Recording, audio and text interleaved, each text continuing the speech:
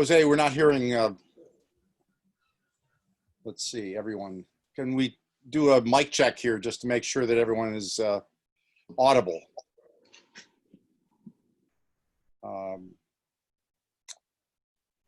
Yeah. Okay. Good afternoon, everyone. This is quite a great. Good morning. Wherever we are. We all face the same pandemic. I guess that's clear. And every country represented here has a crisis in that domain.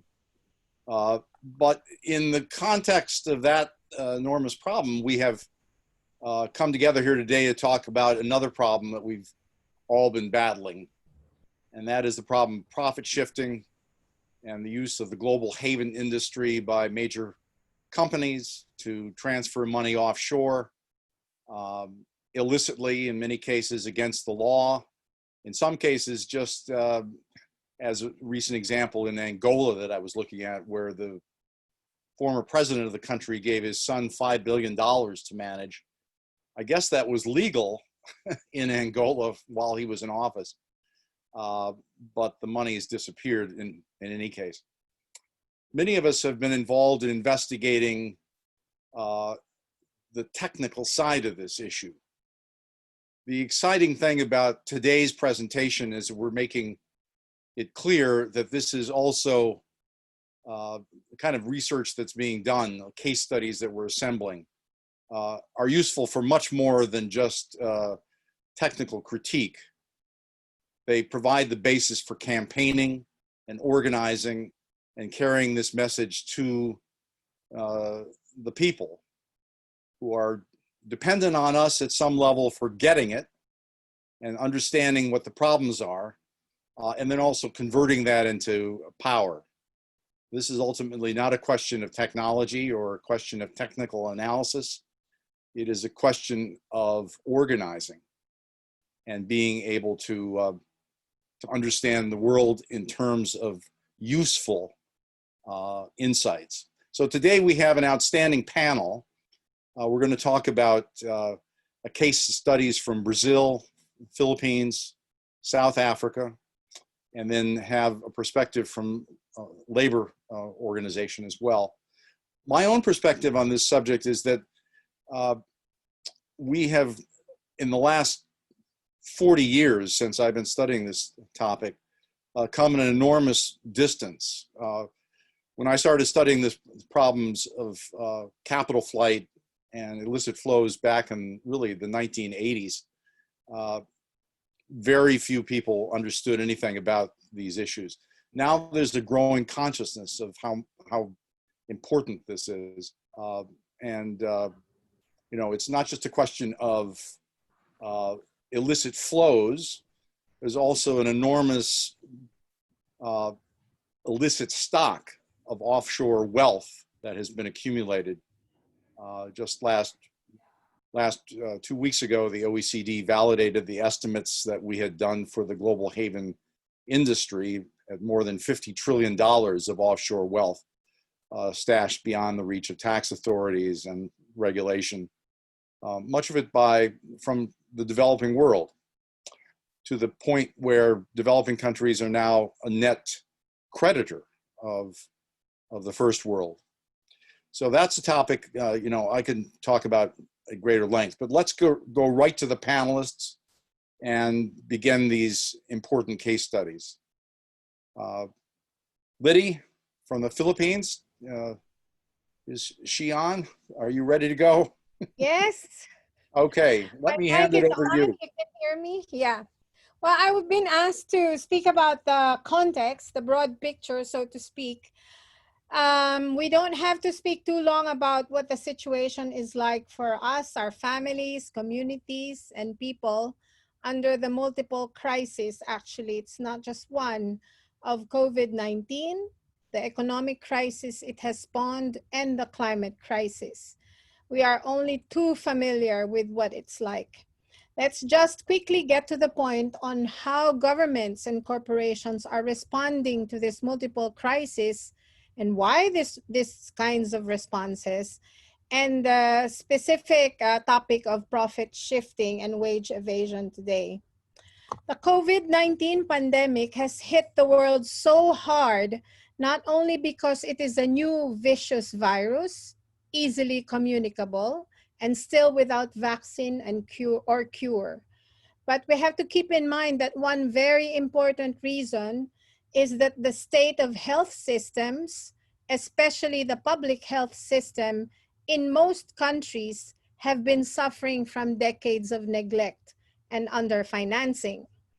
This is a consequence of fundamentally flawed economic systems and governance, which are not designed to give primacy to the health and well-being of everyone, just for the few, nor for the sustainable and equitable use of natural resources and the safety of the planet, and intersect that with a condition of deep poverty, discrimination, and marginalization of the majority, especially women, indigenous peoples, the lower castes, and people of color.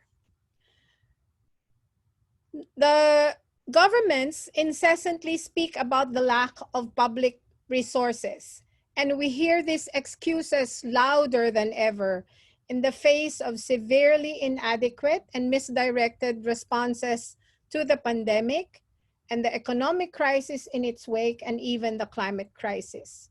Their excuses ring hollow as they proceed to continue to prioritize debt payments, give tax breaks to the rich and to big corporations, subsidize harmful industries such as fossil fuels and extractives industries, and fail to curtail corporate tax abuse and the use of tax havens. Governments of rich countries are also failing their citizens and the international community with inadequate support for health and economic assistance to the impoverished families and communities within their countries, the prioritizing of corporate interests, the continued financing of huge dollars of fossil fuels, and making sure that in the meager debt relief initiatives they are offering, creditors will still get paid. Corporate tax abuse does not only result in diminished government revenues and consequently less public funds, which potentially can be spent on public services and economic policies that promote social justice and equitable and sustainable development. And I say potentially because we all know that more money for government spending does not automatically result in more services for people. That is something we also have to fiercely fight for. Corporate tax abuse involve, among others, underreporting of profits and profit shifting, which also provides corporations with a very good excuse for keeping workers' wages low. And we will hear more about it as the case studies are presented. I'd like to end this very short talk with a very important part of the big picture. Many countries are impoverished, but this is not because they are incapable of generating wealth. Much of our country's wealth in the global south, natural wealth as well as wealth generated by our hardworking people, leave our countries in the form of illicit financial flows, capital flight, profit repatriation, interest payments on unsustainable and illegitimate debts, losses from underpriced exports and overpriced imports, and unfair trade relations. The wealth that does stay inside are mostly controlled by our elites, by big corporations, and stolen by corrupt government officials. This is borne by hard facts. On the balance, there is a net outflow of resources from the south to the north. One of the biggest myths that continue to be perpetuated is that we lack wealth and capital, that is why we are poor, which justifies the overzealous pursuit of foreign investments and loans on the part of our governments, and the supply-driven lending, unfair trade arrangements, and invasion of our economies and markets by northern and international elites, their financial institutions, and their corporations. As movements, we fight many issues for our survival, for our rights, for the well-being of our families and communities, for the safety of the planet. But we need to be deliberate in making sure through our messages, our strategies and tactics, through how we empower and build our movements, that all of our fights, these different fights on many issues and many fronts, lead to a profound transformation of the system of capitalism, tyranny, and patriarchy. Thank you so much for inviting me to provide some context to our discussions. Thank you very much, Liddy. Liddy has been an organizer I've known for 20 years, I guess, in terms of, More. and my first visit to Manila was in 1986 after Marcos had fallen. We audited the central bank of the Philippines, and I discovered that something like at least $7 billion had been transferred directly from the central bank to Switzerland in the name of the Marcos family. So maybe we can come back to that case later. I've always wondered whether anybody tried to get the money back or there was any success. I gather the answer is no.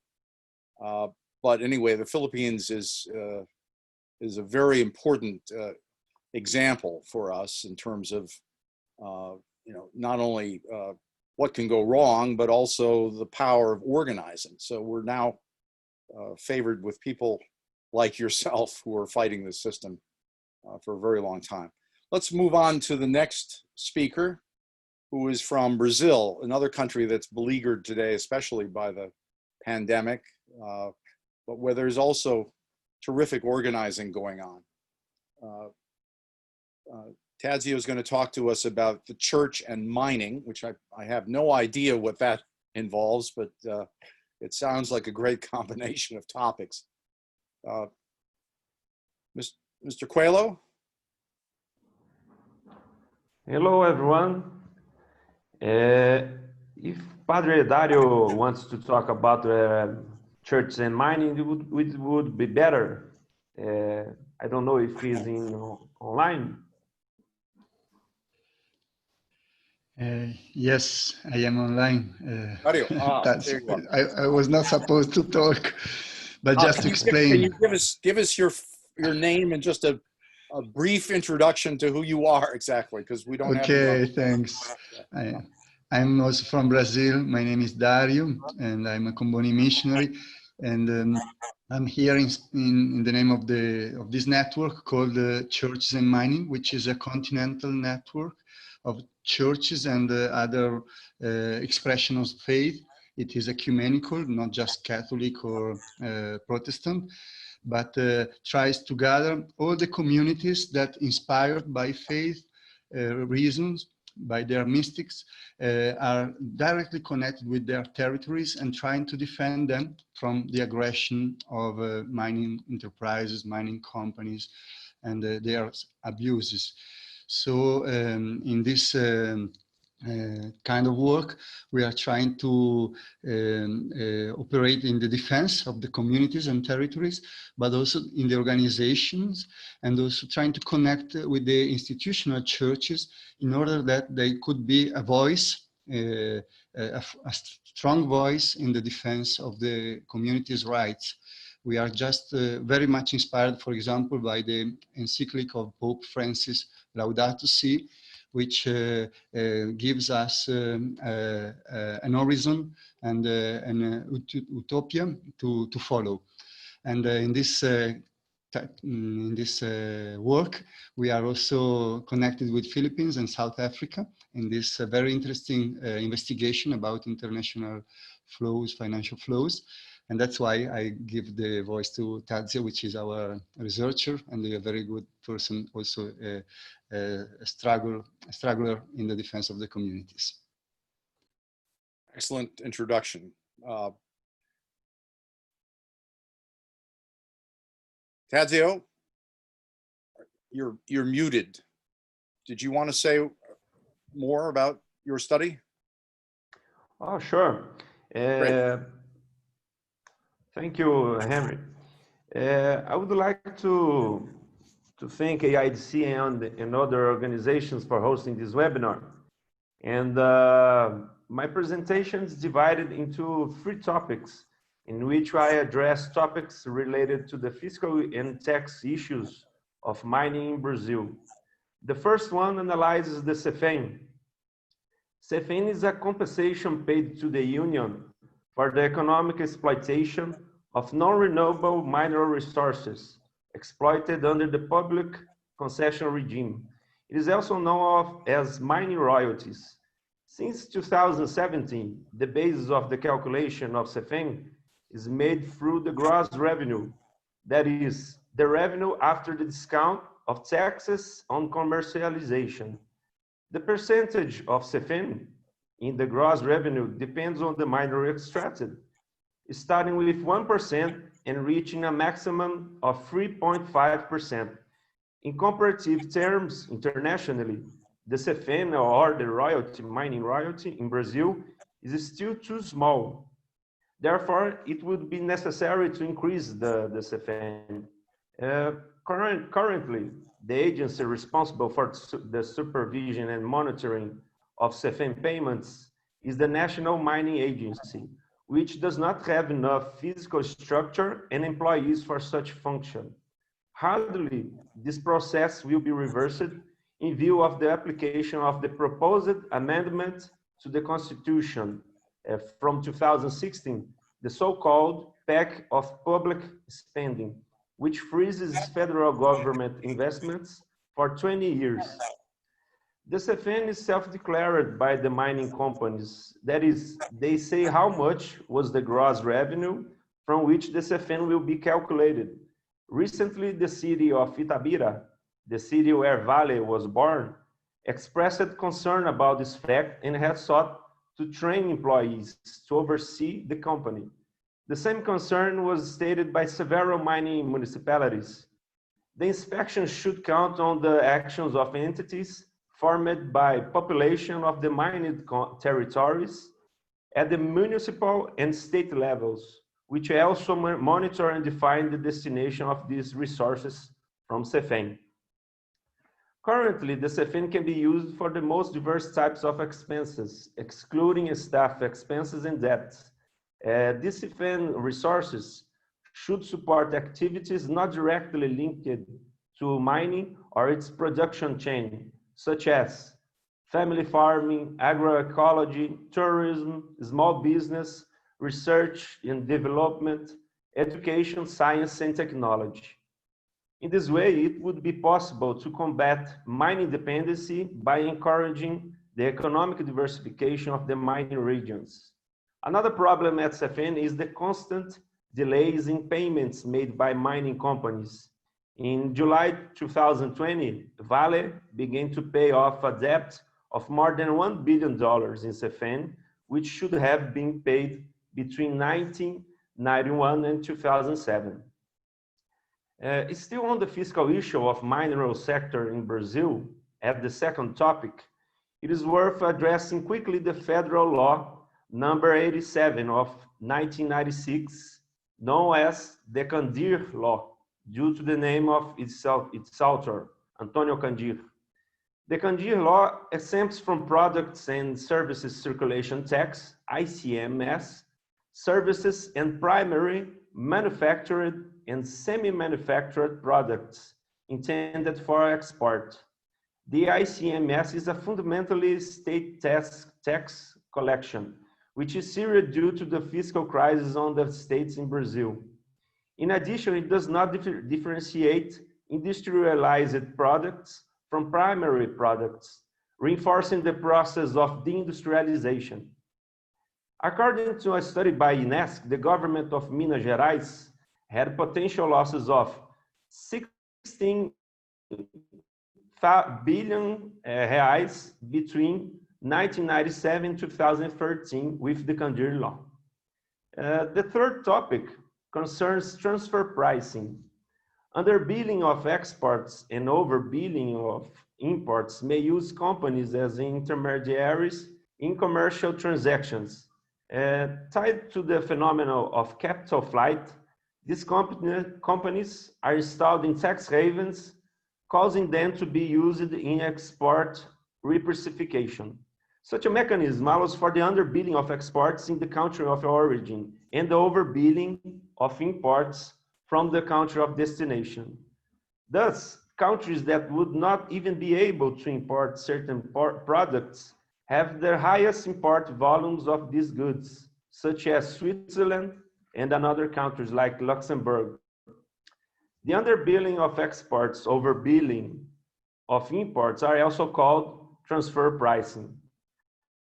A survey by the Institute of Fiscal Justice, a partner organization in a research that we are conducting, noted that transfer prices are one of the main ways used by mining companies in Brazil to decrease the payment of taxes.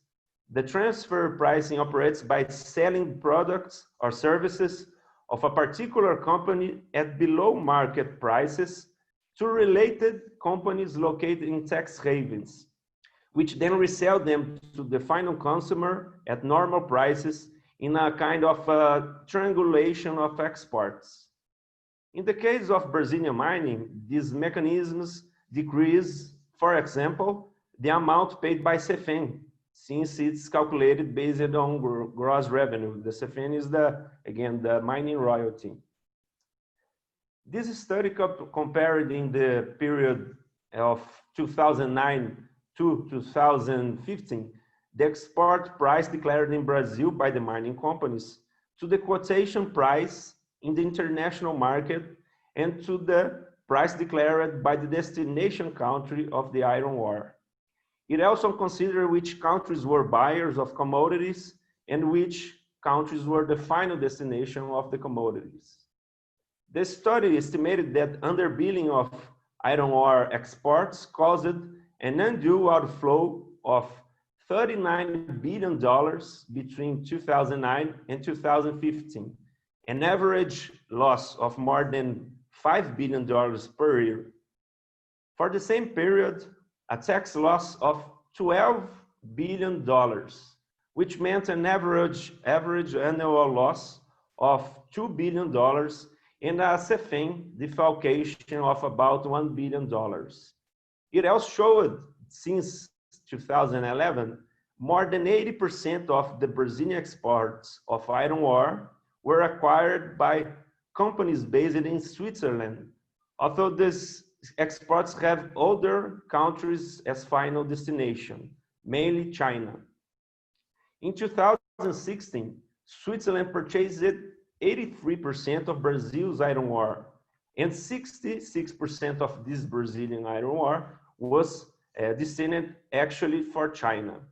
Vale has a subsidiary based in Switzerland called Vale International SA in the city of Saint-Pré.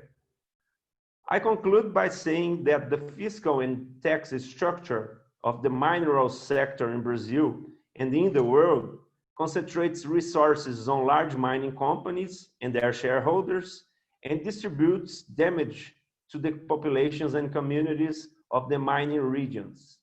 In economic terms, it develops the underdevelopment. Thank you. It's outstanding. And Tazio has a terrific paper on this, which goes into these problems in great detail. My first trip to Brazil in 1979, there was a military government. But over time, I came to understand the importance of companies like CVRD dominating the mining sector in Brazil. The illicit transfers there also apply to coffee. We see Switzerland playing a similar role in the coffee industry with companies like Nestle and Starbucks transferring enormous amounts of profits to Swiss subsidiaries by way of haven companies and avoiding tax. So this is, it's very important to focus on mining for lots of reasons. But I think this problem of illicit flows in the case of Brazil is much broader than that. And Switzerland is a theme that I'd like us to come back to, because it seems to me that time and again, we have the same basic players, same basic havens showing up here on the list of abusers. And we ought to be able to do something about organizing across borders to target and identify those havens that are like Switzerland that are deeply involved at the other end of these flows. Let's move on to our third speaker here. May Buenaventura, are you ready to go? Yes, James. Thank you very much. Can you hear me? We can. Okay, so I'm going to share my screen. Sorry.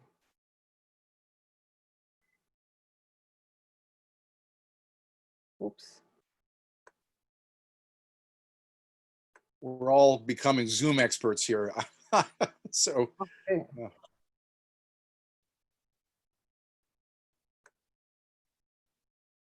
there we go. Okay. Great.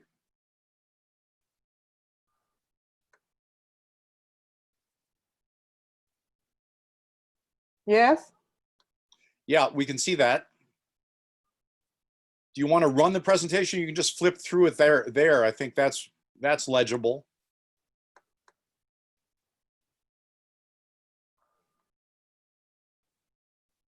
Just start by highlighting the first slide. Okay.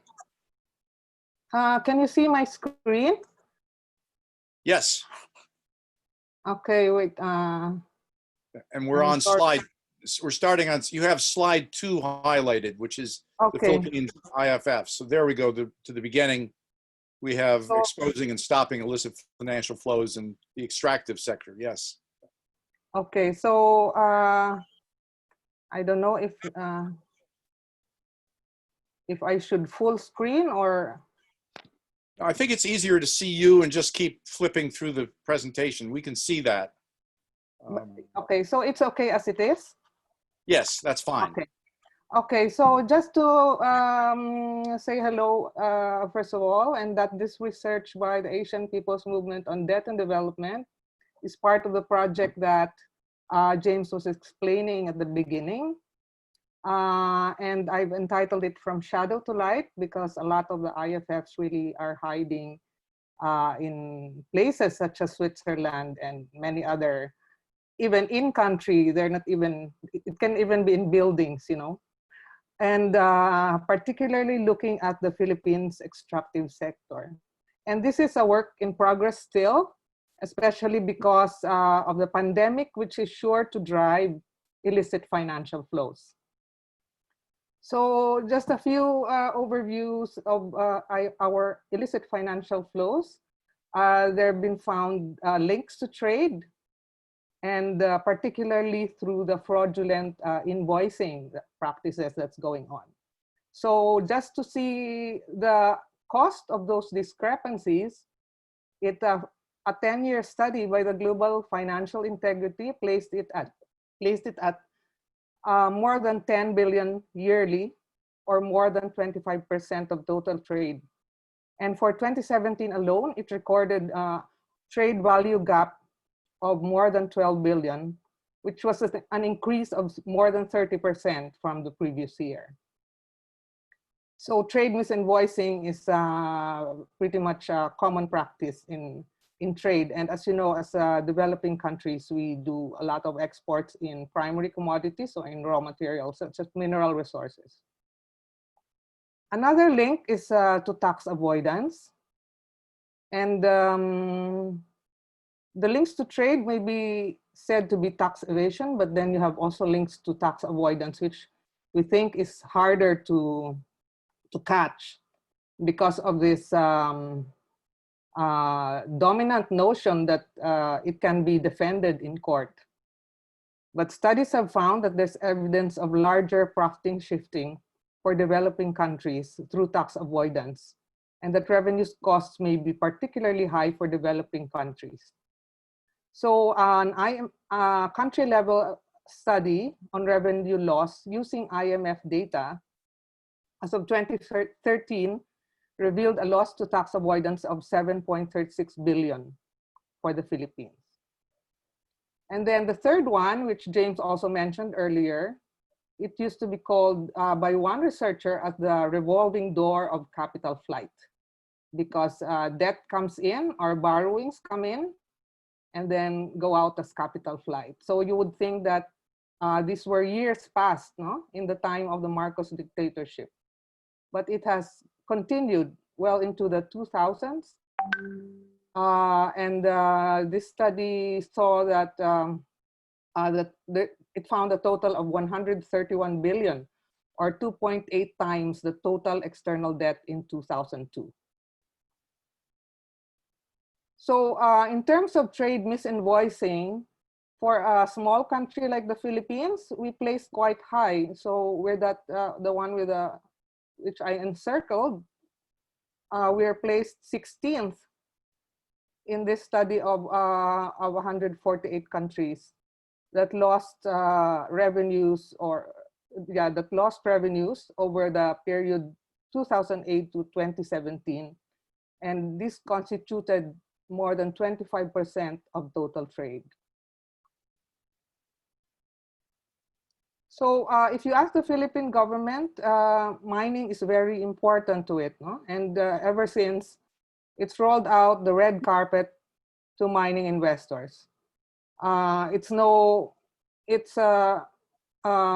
recognized that the Philippines is one of the most richly mineralized countries in the world. As you can see there in that little box, where it's third in terms of gold resources, fourth in copper, and fifth in nickel. And also, it's seen as really a key driver to our development, which is why it gets a lot of incentives. No? It's rationalized that this industry needs a lot of capital, expertise, which we don't have. And that's what rationalizes the preferential treatment of the extractives industry. And because we engage in a lot of exports of primary commodities, we think that extractives are a particular area of work that we need to look closely into. So the Mines and Geosciences Bureau boasts of these figures of billions in mineral production, in exports, in the gross value added, and the taxes and fees and royalties paid, and generating employment at 190,000. But if you look more closely, the revenues actually paid from the sector has been declining. So you can see there that it's in peso terms from 30 to 15 in 2019. And it contributes only 0.7 on average to GDP. And in terms of employment, it said that as of over this period, 219,000 annually, representing 0.6% of total employment. So the current one, which is 190,000, is actually lower. And you can see how dirt poor the wages to the workers are. So in terms of the average monthly wage rates, if you start here at the bottom, in terms of mining of coal and lignite, that's $140 a month for the unskilled workers. And in the mining of metal ores, it's $153 a month. So that is, even the plant operators, they get only $218 a month. So it's really one of the sectors that's giving the lowest wages to people. And there's also many children being employed in precarious work in the mines. So there's our research emerges from studies that suggest that extractive sectors are associated with high levels of illicit financial flows. And these are some of the factors that make the sector attractive. No? They usually come under discretionary political control because there's massive revenues. And there's the political economy of it, the interlocking interests, where there's a blurring of public, shareholder, and personal interests. For example, in the Philippines, there are legislators who are also in the boards of directors of mining companies. And because there's only a few of them that's in the large scale level, there's limited competition, which results in fewer checks and balance. And then another one is that it involves complex technical and financial processes requiring high levels of expertise. Usually mining companies here, the government here asks the mining companies to do the accounting and then proceed from there. So you can imagine. And then finally, resource-rich countries are slowly or increasingly integrating into the global economy, but that's in a very limited way, such as through exports and imports of manufactured or finished goods. So what we've done is in our study, in our initial work, is to highlight some of the warning signs or red flags that profit shifting and illicit financial flows are going on. So one of these is, of course, very blatant, the liberal fiscal incentives, which we believe provide the context for shifting profits, no? To where it's the incentives are advantageous to corporations. So just a few examples in coal, which is also the dirtiest of fossil fuels. They can recover costs up to 90%. And then the remaining 10%, of the remaining 10%, 7% goes to the company, back to the company as basic fees. And the remaining 3% is what the government gets. It's clearly a losing proposition, and still. We have 25-year contracts on coal, renewable for another 25 years. In oil and gas, cost recovery is up to 70%. And in large-scale mining, which is really a very important issue to us, is the allowing 100% foreign ownership. It's also exempt from national taxes. There's a 50-50 revenue sharing of the mining proceeds, but this is inclusive of taxes, which means the company can deduct the taxes they paid from the share that they will give to the government. And here, the white box on the side, there's just too many of the incentives to go into everything, but you can see there a lot of accounting techniques that are very enabling of tax avoidance. You can see also income tax holidays, which is one of the most dangerous of tax incentives. Also additional deductions for labor expense. So they pay the workers very low, and they're even able to deduct that, no, from their operational expenses. Secondly is a very opaque, very grave lack of transparency and accountability. So just an example of a common strategy, which is to layering in their corporate structure, so that they're able to hide what we call the beneficial owners, or the ultimate beneficiaries, the ones who ultimately own and control the corporation. So in the box to the right, you can see that the foreign owner is hidden under several layers of corporate structure. And they are forced to do this because in the Philippines, we have a law that 60% must be Filipino-owned and only 40%. No? But there's a push to repeal this, to remove this from the Constitution. And then third is the involvement of tax havens and other low-tax financial jurisdictions in country. So tax havens in our region, there's Singapore, Hong Kong, Labuan in Malaysia. But this particular company that we're looking at, Oceana Gold Philippines, where currently indigenous peoples have set up a barricade because they're operating beyond their license at the endorsement of a government agency, the Mines and Geosciences Bureau. So Oceana Gold Philippines is owned 100% by Oceana Gold Singapore, a private limited company.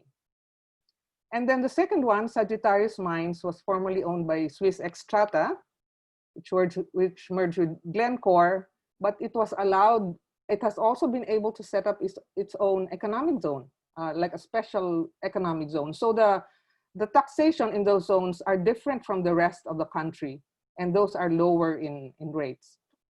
Number 4, which I think still needs much study, is the mergers and acquisitions in the history of these corporations. And they can very well structure their corporations and the subsidiaries in ways that will be advantageous to them.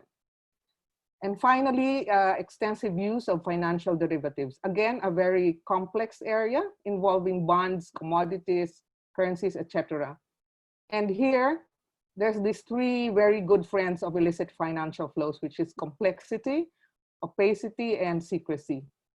So this quote here, that derivatives allow planners to negate, extend, or expand the formal arrangements and results on which tax liability is based. They turbocharge tax shelters. So I will end there and invite you to go to our website where you can access some of our materials and join our campaigns on tax justice and extractive. Thank you. Thank you, May, for an outstanding fact-filled presentation. I think it highlights the fact that a lot of these problems that we're facing really have common patterns that cut across country borders. This industry, globally, mining industry, tends to use the very same enablers, the same havens, the same practices over and over again. And I think one of the common demands that we're beginning to develop a case for is that we have to end havens. It's time. We've known about them a long time, and a lot of the practice that you're describing we can find in every single developing country that's engaged in mining or in any kind of export practice here. So as we listen to these presentations, let's start to think about the common agenda. Also, you know, it's terribly complicated stuff. I mean, it sounds on the surface the first time you go through it. How do you actually make this clear to ordinary people? You know, that there's enormous wealth at stake and they're not part of it. There are the same bad actors over and over again, exploiting tax competition, putting countries to compete against each other.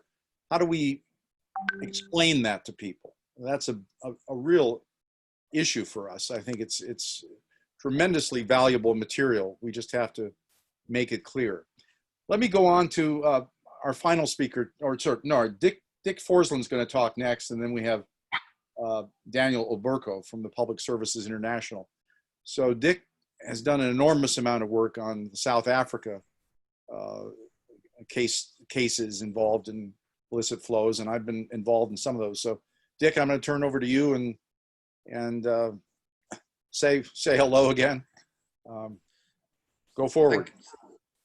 Thank you very much.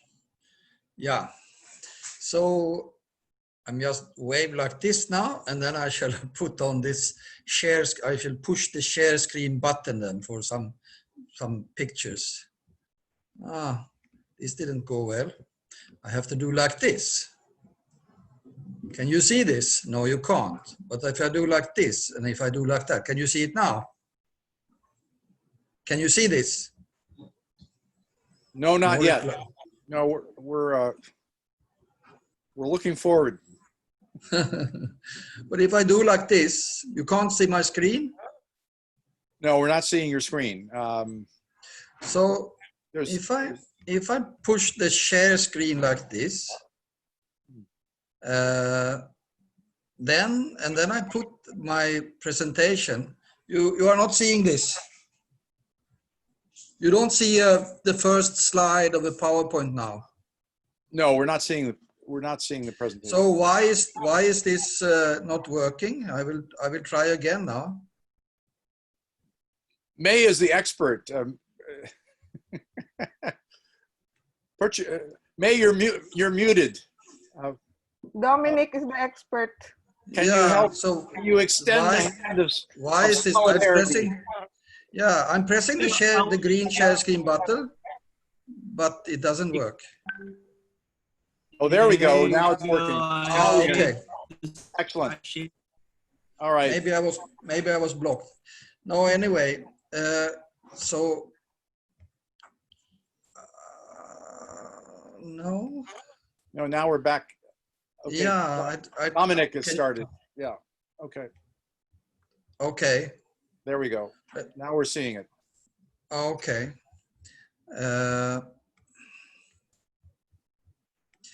But there's one thing that disturbs me. That is that I can't move the screen. I can't. I can't move the. I can't move the. It's Dominic's screen, so he can move it for you. He can move it for you. Okay. Okay. I didn't know that. Okay, so this is the first picture now. So this is okay. Dominic has his own screen and he's using my presentation. I didn't know that. So this is, if I'm trying to point with my cursor now around one small box in this picture of over 60 companies, and that this relates to one of the scandals in South Africa about social grants, which was taken over by an American company called Net1, UEPS. And there was an issue about the local subsidiary Cash Payment Services, which you can see to the far left, the green box, which is to the far left, that one, yes. That's the one which the scandal was about. And I shouldn't go into this because the time is too little, but it had to do, finally the judge asked Net1, or asked rather the managers of this small box here, what profit they were making over a 5-year period for this contract. And as one can imagine, this is kind of like really maybe an almost irrelevant question, because as some researchers have it, some 60 to 70% of all trade in the world is taking place within multinational corporations. So this small box here, the Cash Payment Master Services, that one, for example, it paid $250 million of the rand, about $15 million US, to in royalties for the technology it was using to another company within the same multinational setup, so to speak.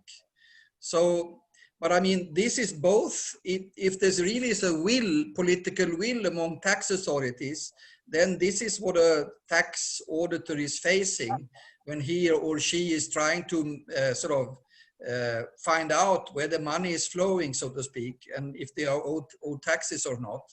And then the second problem is, of course, that there is very often no political will. A second example, one example which we were engaged in after the massacre in Marikana, where 34 mine workers were shot to death by police because they were demanding higher wages. That was the setup used by the Lonmin PLC, platinum mining company. And the question was if the wage demands of the workers at all could have been met by the company. And what we found, and it relates also to the secrecy of these companies, because we were two researchers from AIDC, and we got access to the books of Lonmin, also to the subsidiaries, to the daughter companies of a multinational like Lonmin. And we could see that they were every year paying about 225 million rand, sort of 10, 15, 20 million US dollars to an outfit on Bermuda, sorry. And they were claiming that Lonmin was selling the platinum for Bermuda, but we found out that there was nothing there. It was only a letterbox company. The address was the same as the as the address of a famous law firm, and nobody was sitting and selling anything from Bermuda. So it was purely a transfer of profits. Then we can go to the next slide. Oh, some sort of ghost is mysteriously pressing an arrow here, but nothing is happening. There we are. There it is. Yeah. Cement. So, yeah, the case that we are working with now is about the second largest chrome company in the world, which is Samancor Chrome. And this is just a picture of one of the three owners of Samancor Chrome. This is a so-called yacht. And you can find it on a website called Super Yacht Fan. But here is what some of the money is going from which the workers are, sort of when they are digging up chrome and selling it to the world. Now, this company was selling most of its proceeds, or almost everything, to other daughter company on Malta, which was not really a daughter company of Samancor Chrome, but the daughter company of the former owners of Samancor Chrome, which had a company on British Virgin Island. and if you go to the next slide, now I'm waiting for this mysterious. This is so we had the advantage of a whistleblower in Samancor who came out and disclosed a lot of email correspondence or financial statements of all the organization of massive profit shifting that had taken place from 2005 up until 2012, when he was forced to leave the company because he was fed up. And one of the things that he was showing us and the lawyers and AMCO, the trade union who engaged in this, was the financial statements of the Malta company. And what I have marked in red on this company is the three lines you see, where it's wages, social society costs, and pension costs. And you can see it's zero there because this company on Malta did not have any employees. You can even see, no, don't change it yet. You can even see on the line, which is where it says phone, you can see that the company on Malta didn't have any telephone costs, but allegedly this was the company that was selling all the chromes of the Samancor Chrome. The profit you can see deep down in the right-hand corner. It was in 2007, it was $75 million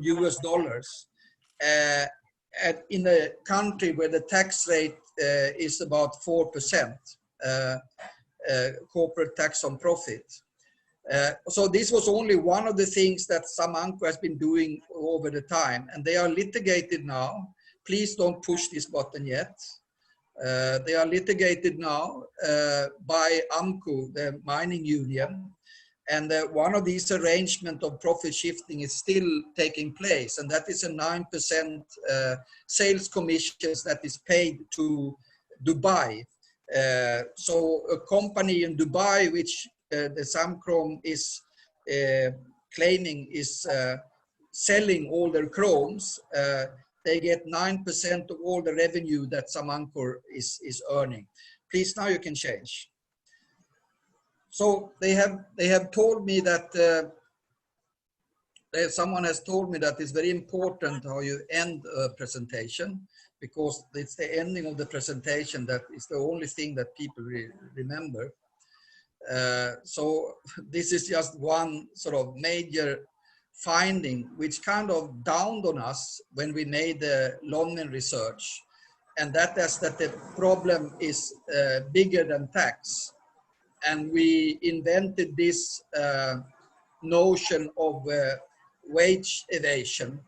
So you can, when it comes to estimates of tax evasion from India or Philippines or South Africa, one rule of thumb which can be used by activists, and especially also activists in trade unions and trade union negotiators, is simply to divide what the authorities or politicians are speaking about as tax evasion from the country and divide it by the corporate tax rate, the tax on profit in the country. Because as this slide is speaking about, if you want to earn, for example, 28 million rand less in dollars, or if you want to earn 28 million more in dollars or rand or whatever currency, you have to move 100 million out of the country at a tax rate of 28%, which we have in South Africa. So, for example, when the OECD came out with a study, I think in 2015, and they were speaking about that governments in the world are losing in total some 200 trillion they spoke about in tax revenue. Then you should really divide it by what you think is the average corporate tax rate in the world, and then you will find the total amount of profit shifting taking place. And this means that this about profit shifting is not only a problem for public sector unions, it's a problem for all workers, whatever union they are organized in, because it really affects the wage levels in a country. And that is one of the things that we as AIDC has been trying to tell to union organizers and trade union negotiators, that they have to take into account and demand the financial statements and the books of the subsidiaries where the members are organized, and see if there's any shifting of profits, any sales commissions and management fees or whatever taking place, which will deplete the funds of the corporation where people are working, so that the wages are kept down. And that is what happened in Lonmin, and with the case of Samancor, it is hitting a pension fund. It's depleting the funds of a pension fund, which should be to the benefits of the workers. But the money is instead siphoned off right now to Dubai, but previously also to Jersey and to the British Virgin Islands. So that is so now I hope that those who are watching this at least remember the last picture there. Thanks, Dick. This is an outstanding topic. And again, it reminds us of not only the common enemy here, but also, right now, every single country on this call and many others is suffering from a fiscal crisis. We have government after government that's lost their revenue base. And so in this context, this is a particularly good time for us to be making this argument about how these kinds of practices are basically immiserating the public sector.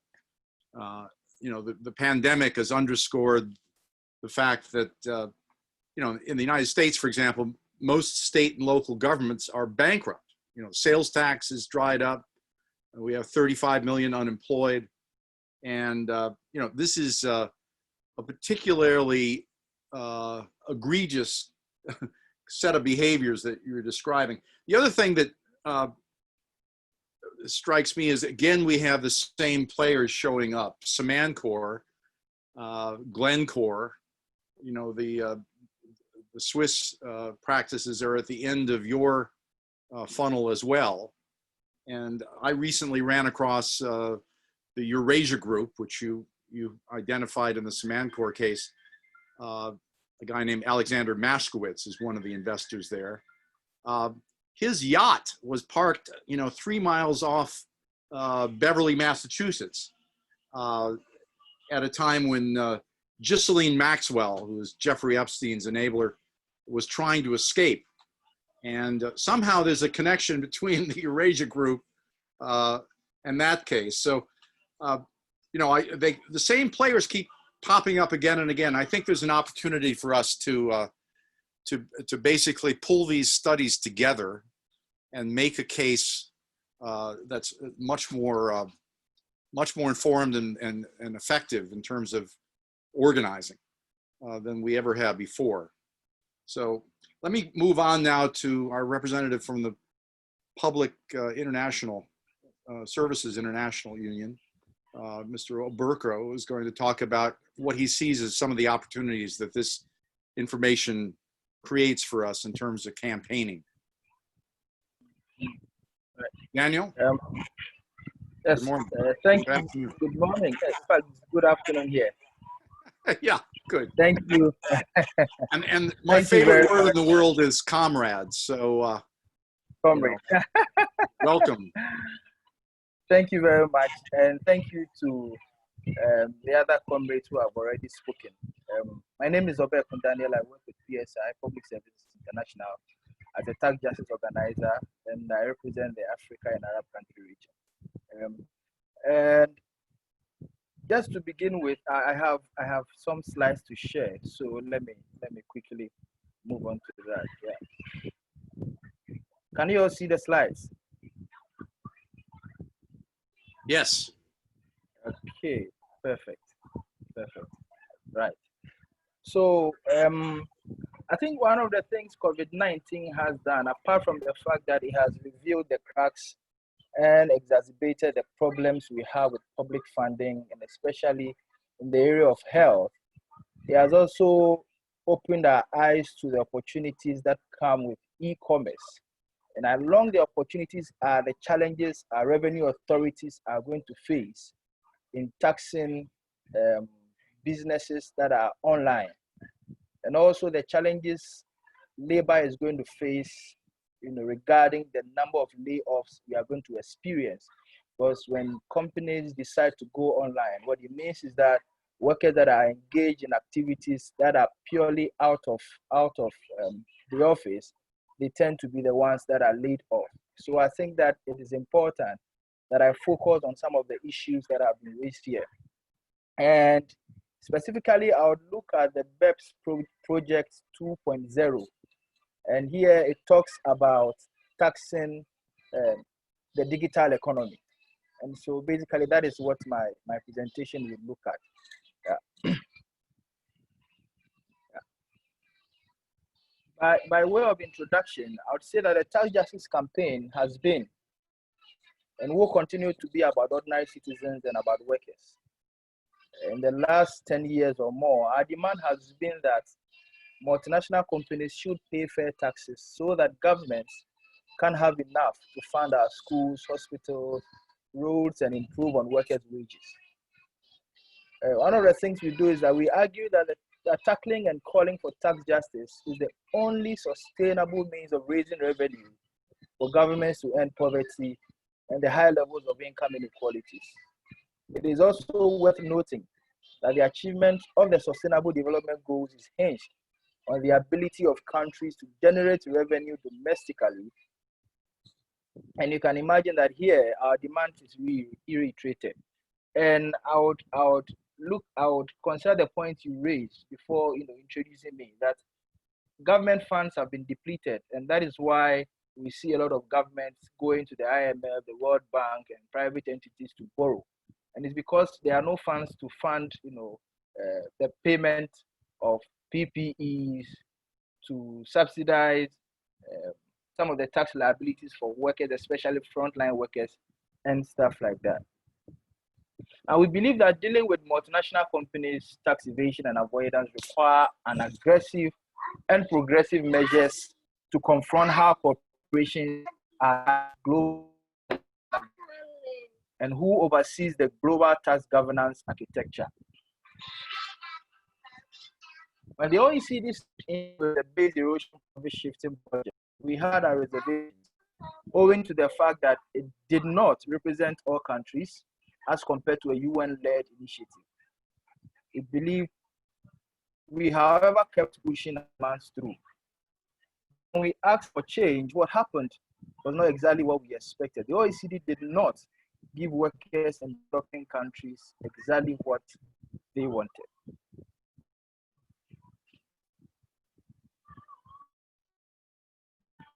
When the OECD and then the G20 initiated the base erosion profit shifting project, a major criticism was that the OECD was not an organization, was only an organization of about 36 countries, and hence did not have the mandate to reform a global tax governance architecture that will represent the needs of all countries. So what we were doing was that we were calling for a UN-led proposal to address global tax governance. Now, the OECD went ahead to establish the inclusive framework, and that allows the participation of more countries. Currently, there are about 130 countries. Even that, it didn't gain much credibility as regards the kind of change we required.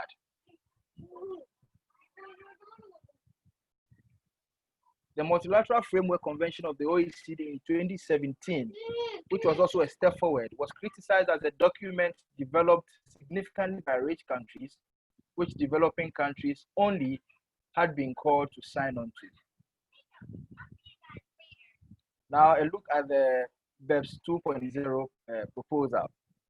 Now, the reform proposal put forward by the OECD under the BEPS 2.0 initiative to address the challenges of taxing multinational corporations in the digital era favors significantly rich countries. And here we got a PSI and work with the Independent Commission for the Reformation of International Corporate Taxation to analyze the OECD proposal. And the ICRIC makes strong cases against that proposal. So I'll share those cases with you. One, we realized that the OECD proposal will reduce corporate profit in tax savings by just 5%. Of the savings made, 80% will go to mostly OECD countries or rich countries. Middle income countries get nothing, and low income countries get their gains shrunk by 3%. Now, putting the OECD proposal aside, they also looked at an IMF proposal, which looks even better, which will reduce corporate profits in tax savings by 43%, while tax justice campaigners' proposal will reduce it by 60%. So our concern was that the proposal tax justice campaigners like the ICRIT, Global Alliance for Tax Justice Network, PSI has put forward ensures that profits in tax havens are reduced by 60%. And the second point is that will grow the tax base of rich countries by 5 billion, G24 countries by 0.7 billion, and G77 countries by 0.3 billion. Now, comparing this or juxtaposing this with proposal put forward by the IMF and tax justice campaigners, rich countries' tax base will increase by 27 billion, G24 countries will increase by 29 billion, and G77 will increase by 19 billion. Now, it was important for us to compare these proposals to understand how the OECD proposal regarding BEPS 2.0 does not really inure to the benefits of developing countries. Now, one other concern was the arm's length principle. You understand that a major concern, or as regards profit shifting and tax evasion and avoidance, has to do with the arm's length principle, and also the fact that multinational companies are seen as different entities. Now, on the arm's length principle, the OECD and the IMF proposal would tax a corporation and a subsidiary as one entity. This part of a proposal is one of the things we've been calling for. And the shared tax liabilities according to the countries they operate in. And the problems lie in how the profits are apportioned. The OECD proposes that the profits are apportioned according to where multinational companies make sales, as against a proposal by tax justice campaigners and G24 countries, which apportions profit based on sales and employees in a country. Here, our focus is employees in the country. On the OECD proposal, developing countries and their workers stand to lose. This is because developed countries have relatively small markets, and so sales in these countries would be small as compared to developed countries with large markets and significant consumption levels, and have a significant part of the economy dependent on the exports of natural resources. So what we propose is that clearly you can see that we are discussing the fact that we should apply formulary apportionment in terms of developing a unitary taxation formula to deal with taxing digital companies. So we propose apportioning profits based on a balanced formula that involves sales, employment, and natural resources. This provides a fair deal for developing countries and their workers. By including employees, the taxing rights of market economies and producer countries are taken care of. I think that our proposal basically looks at the fact that there's need for us to be fair as regards developing countries and developed countries, and taking into consideration the various variables that are available to these countries as far as taxing the digital economy is concerned. By ending, I will share a few links with you, regarding this presentation. So once we are done, the presentation will be shared so that you can have access to the links to some of these documents. Yeah. On this note, I'll say thank you very much for the opportunity. Terrific presentation, Daniel. Thank you. We have about, actually everyone finished on time, and we have about 20 minutes left. What I wanted to suggest that we might take this conversation to the next step in terms of organizing. And I'd like to invite each speaker to come up with what their wish list would be in terms of the next step for their work, and also how we can coordinate together. We see some common themes here. My own suggestion, I guess if I took a shot at this, would be, my goodness, we have a lot of material. We have a book, we have a movie, we have a story. There's an enormous amount. Without doing any more investigative economics, this is a message that's ready to go to market. We have a tremendously compelling message about the enablers, about the common practices that we're seeing, about the value of potential loss to countries involved, about the role of having more transparency in the international system, and about how the OECD has been dropping the ball in terms of the proposals that they've made so far for formulary apportionment. So that would be my hit list. May, do you want to start it off? Where do we go from here?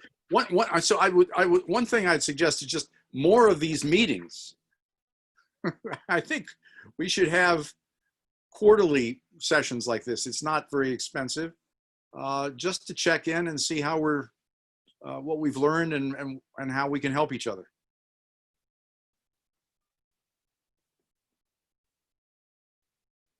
Okay. May. Well, what we'd like to see is, Yes. in relation to organizing is, understanding what illicit financial flows mean to us. We have not discussed that here, but it is a very important fight. On one side, there's the World Bank, the OECD, to narrow it, reduce it to what is criminal and illegal. But we're also saying that illicit financial flows is corporations and elites in robbing us of mineral, financial, and human resources. It involves human rights, climate justice, and gender equality and women's rights. It's about resisting illicit financial flows for crushing labor through wage stagnation. So I'd like to see organized around that. This is very important to understand what illicit financial flows are, their context that cannot be reduced to what is illicit as illegal, because as you've seen, mining companies use a lot, not only mining companies, but a lot of corporations could be argued as legal, and yet the impacts on people, climate, and the rights are tremendously destructive and even irreversible. So thank you. Great, that's terrific. What do you think of the approach that AIDC has done in terms of litigation? Is that something we should be looking at? Dick, you want to say a word about how all that has turned out and whether the game is worth the candle in terms of trying to litigate? Yeah, I mean, it's irritating some Angkor.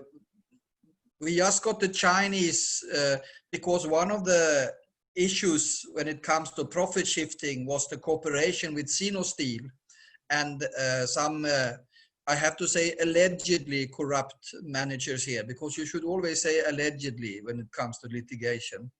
But it came to sort of a payment of 125 million US dollars to Jersey instead of paying it to South Africa. The Chinese translation of you have to serve papers, and you have to, these companies, one way of avoiding litigation is always, it seems, to draw out the process in time so that we get tired. Now, luckily, AIDC have had funding for translating the court papers into Chinese, even some of it, because this is what the Chinese parts of these directors will demand. So it will be served in China at the addresses, and maybe 1 or 2 years from now, it will be in court if there's no settlement. But in the meantime, I think that AIDC, together with AMCU, the union, will try to keep up the public pressure on some Angkor. So we know, for example, that one of the leading directors who are respondent in this case is a Croatian national. And this case has been in Croatian television. And he threatened them to litigate them for slander and so on, but he withdrew that. But maybe we will publish it on the AIDC website, this TV program with English subtitles. Otherwise, my wish for the future, I would like to, just like the Public Sector International is bringing up this and taking up it mostly as a tax issue, which is very natural for a public sector union to do, because the wages and all the benefits and all the work environment and so on is paid by taxes.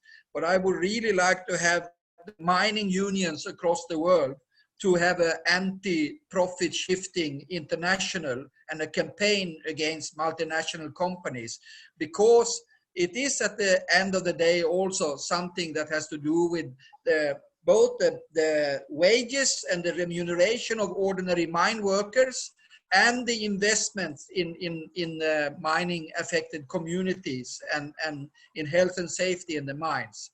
It's a total profit shifting, which really is the issue here. It's not only taxes, but I mean, so far the mining unions, save for AMCU now in the South African case, but the National Union Mine Workers and other African unions, I've never seen any campaigns against profit shifting from these unions. The only player now among the unions that I have seen, I might be wrong, is the Public Sector International. So that's what I'm hoping for. Tadzio, could you comment on that? What about the situation in Brazil with the unions there? Are they supporting this kind of expose? And have you targeted specific companies like Samancor in the case of South Africa, but CVRD? Are they a household word in terms of these business practices? Have you gone after a kind of naming and shaming approach in terms of public relations? You know, this is another tactic that we might employ. Well, we have another problem here in Brazil with mining unions, that since the privatization of Vale in 1997, it happened the mining unions don't act as a union of the workers. This Vale is very a major company here in Brazil, and like represents 60% of mining sector in Brazil.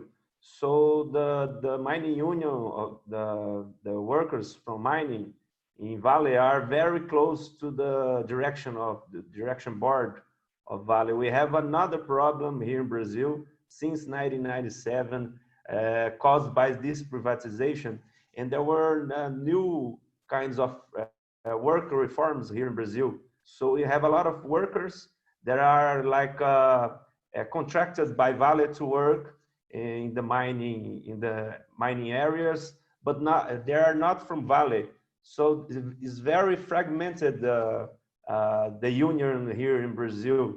We have this problem first, then we could, if we could superate this kind of problem, we could discuss this with unions, but we are kind of more late in this kind of discussion here in Brazil.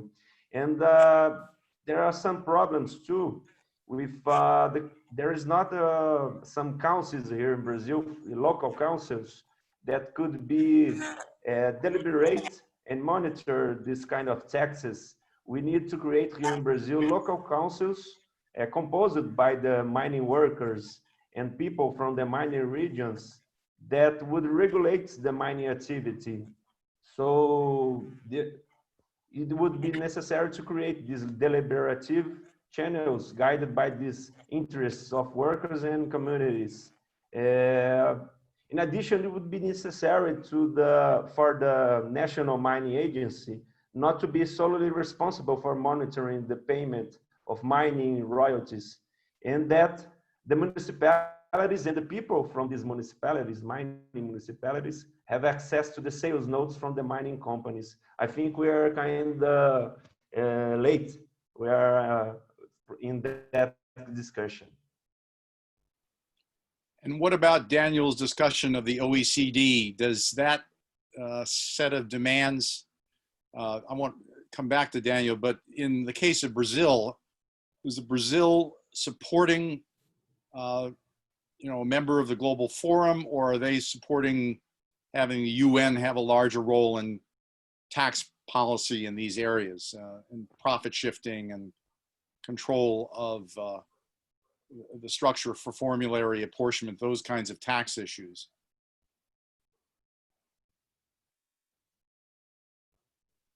Tadzio, sorry, I was wondering whether Brazil has supported a larger role for the UN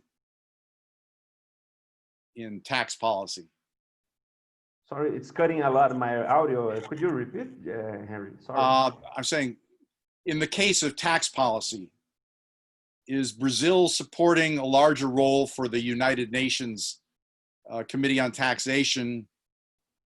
Is it criticized the OECD? Yeah, no, Brazil has this bad hole right now that it doesn't, it's expanding here, the mining sector, but it does not want to tax this mining. So always in the international efforts, Brazilian government is always the worst, or after United States government, they have the worst role in this kind of effort. Daniel, let me turn to you for some thoughts about the next steps here and where you'd like to see us go. Right. I think that as regards the OECD and MBEPS 2.0, I think what COVID-19 has done is to place limitation on the speed at which they are going with their meetings and then with the negotiations. So what we have to do is to keep following, because they are planning on delivering a statement, I think, in October. There are more details to their work plan, but I think that we need to follow their discussions and then the work plan and then the next phase. The other thing is to get more workers, to understand that this is a purely workers issue. As compared to one of the things that Tax Justice Campaign has not been able to achieve, as compared to the gender movement, the climate change movement, is to make it a workers issue. And I think that would require a lot of work on our part to make sure that every aspect of the Tax Justice Campaign becomes workers' issues. That is when we can have your AMCUs, the national centers, the trade union national centers in the various countries, like in Ghana, Nigeria, Kenya, South Africa. That is when we can have all of them getting involved in the fight. So I think that we should strategically sit down and plan on making this tax justice campaign a workers' issue. That will help us with organizing. That will help us with getting more people involved as far as the discussion is concerned. Well Thank said. you. I think that's Thank you very much, Daniel. And thanks very much to Comrade James for facilitating the session. I'm jumping in here unsolicited to really thank all of the speakers, the presenters, James, the translators, for really, I thought, was a rich and fruitful session today. Before we close, I'd really like to take the opportunity to make a few closing remarks.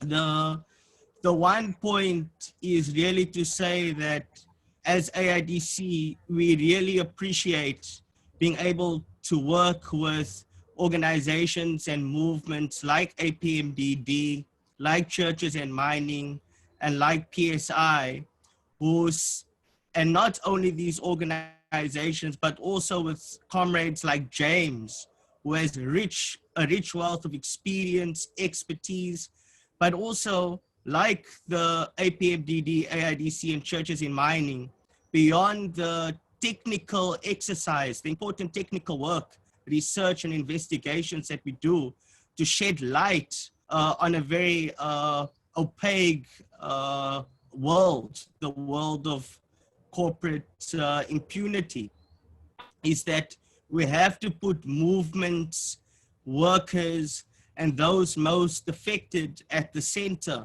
of all of these issues.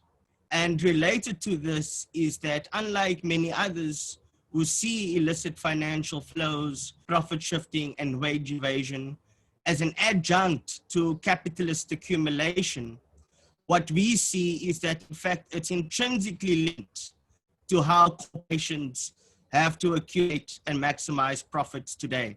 And so the fight against illicit financial flows, like the multiple crises that we're facing, requires this upsurge, these struggles from below. And that's why we see the importance of shifting the debate from a technical issue to one that popular movements and organizations understand and can advance the struggles for.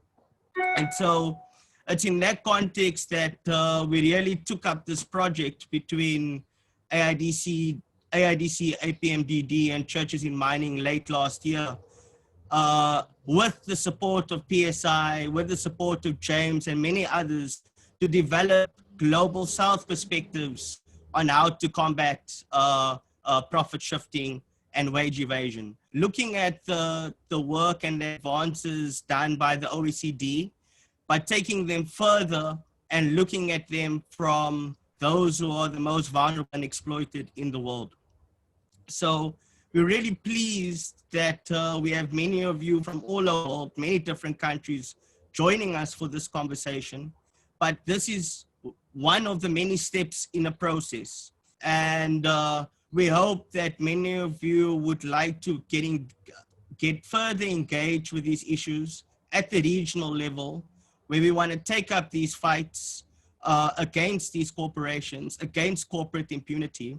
And to do so, please get in touch with AIDC, APMDD, Churches and Mining, as well as PSI through the various representatives here and through our websites. Finally, or second to finally, I would like to say that this is not going to be the final session in this webinar series. We hope to draw on James once again, where we unpack the scale of this problem at a global level. It's an international problem. And James has done trailblazing work for more than a decade, on this specific, looking at the size of profits stashed on tax havens. And recently, the OECD has corroborated James' reports that more than $30 trillion or thereabouts are stashed away on these tax havens. So within the next month, we hope to have that session with James, locating this problem within the global value chains that we're seeing in the world and so on. And with that, we will also be sharing all the presentations and the recording of today. And then last but not least, it's a final thank you to all the attendees once again. A special thank you to the translators. It's a thankless task and an arduous one at that, for being able to translate to Portuguese and to Spanish. Thank you to all the presenters for such excellent inputs, thought-provoking inputs. And also thank you to the AIDC technical team for all their support and hard work in the background to make sure that everything runs smoothly. Take care wherever you are in the world, and see you next time. Cheers, comrades. Thank Bye. you.